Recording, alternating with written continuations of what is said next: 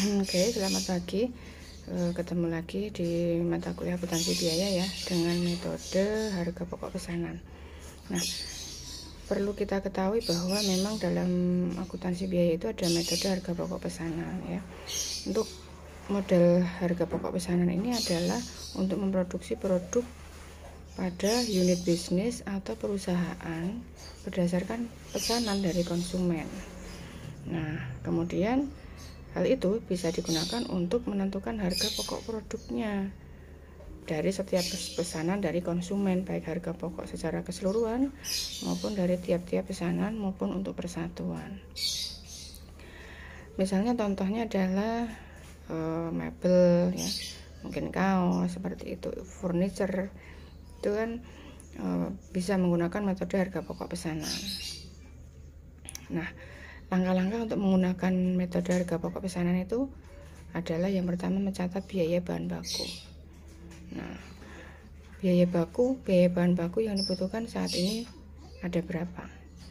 Misalnya kalau mebel, furniture itu kan ambil bahan bakunya dari kayu. Nah, kayu jati, mungkin kayu sengon, kayu yang biasa dipakai untuk kusen ya. Kita pilih bahan baku yang bagus. Biasanya nyarinya di mana? Bisa di Purwodadi, bisa di Sragen, itu banyak hutan kayu jati ya. Mereka juga mencari para penjual-penjual yang memang harganya lebih murah dan kualitasnya juga bagus, dan memilih jati ataupun kayu sengon, kayu mahoni yang tua ya, biar nanti kualitasnya juga bagus. Jadi pada metode harga pokok pesanan ini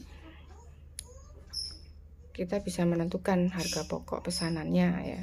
Jadi tidak ready barangnya, biasanya balik pesanan dulu. Nah, mengapa unit bisnis itu menggunakan metode harga pokok pesanan? Nah, karena informasi dari harga pokok pesanan ini merupakan dasar bagi manajemen untuk menghindarkan unit bisnis, untuk menghindari perusahaan unit bisnis itu dari kerugian dalam menerima pesanan. Jadi berapa konsumen yang membutuhkan produk-produk pada periode minggu ini, misalnya dalam minggu ini ada yang memesan 5 jenis barang, misalnya kitchen set atau mungkin meja atau meja belajar, meja kerja, atau mungkin pintu dan sebagainya. Nah, ini perlu dicatat dulu kira-kira berapa pesanannya. Jadi agar nanti unit bisnis atau perusahaan itu tidak mengalami kerugian, karena ini kan modalnya kan besar gitu ya. Jadi yang perlu diketahui di sini adalah dasar bagi manajemen untuk bisa menghindari kerugian-kerugian ya, dari sehingga unit bisnis itu menerima produk pesanan ya. Misalnya hari Senin ini konsumen A, hari Selasa konsumen B, demikian seterusnya. Jadi tidak menyediakan barang secara ready seperti itu. Kemudian pengumpulan langkah-langkah ya tadi menggunakan metode harga pokok pesanan. Yang pertama menentukan biaya bahan bakunya. Nah, bahan bakunya berapa? Tadi kita memilih bahan bakunya dari Purwodadi misalnya, dari Sragen yang harganya lebih murah dan berkualitas. Kemudian mencatat biaya tenaga kerja. Kemudian mencatat biaya overhead pabriknya, biaya operasionalnya berapa. Kemudian pencatatan produk sampai barang itu jadi. Nah, itu ya. Kemudian kapan unit bisnis itu melakukan harga pokok pesanan ya? Nah, harga pokok pesanan ini ditentukan saat selesai pengerjaan. Ya. Kemudian dihitung produknya, itu dihitung jumlah biaya produksi berapa yang dibebankan pada pemesan ya dalam satuan produk dalam pesanan itu ya. Seperti contohnya saya pernah memesan lemari yang besar ukuran 180 cm yang tinggi sekali itu ya, bisa sampai atap, dengan model glossy yang ada di Lotemat atau di Informa. Itu kan model glossy semuanya, sehingga kita membersihkannya mudah. Kemudian saya pesan pada suatu unit bisnis harganya 3.500.000, ada yang harganya 11 juta. Karena mereka juga membutuhkan modal untuk membeli bahan baku, akhirnya saya DP 50%. Ada juga model yang 11 juta itu bagus sekali ya, panjang kemudian lebar. Jadi ada berapa pintu, yaitu ada 3-4 pintu seperti itu. Nah, ini disesuaikan dengan pesanan dari konsumen, apakah konsumen itu memilih produk dengan modelnya sendiri atau yang sudah disediakan oleh toko seperti itu. Nah, ini nanti bisa dipertimbangkan ya untuk model-modelnya seperti itu. Nah, jadi paling tidak kita sudah mengetahui ya, harga pokok pesanan itu biasanya dibebankan pada pemesan seperti itu.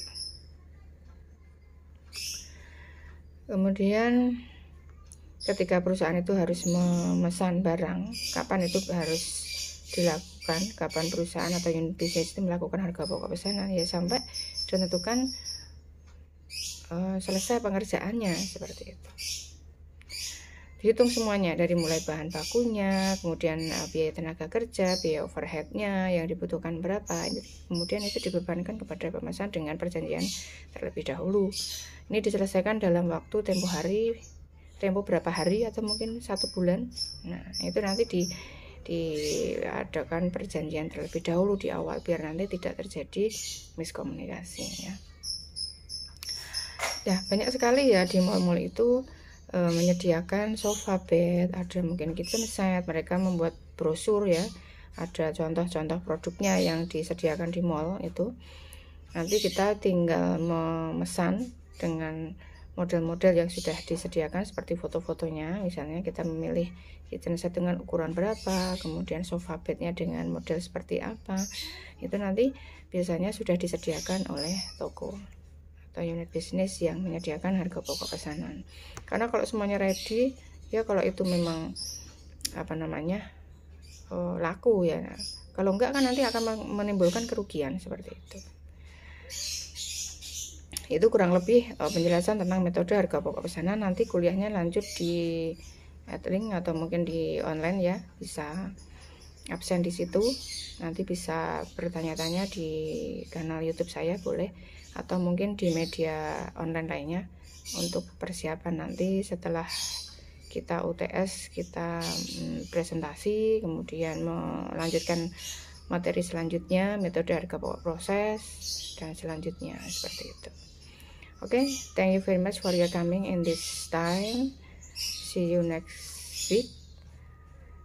Selamat Hari Raya Idul Fitri, karena ini menjelang Hari Raya Idul Fitri, mohon maaf lahir dan batin.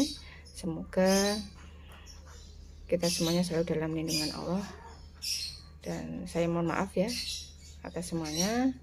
Semoga kalian bisa sukses semuanya. Terima kasih. Assalamualaikum warahmatullahi wabarakatuh.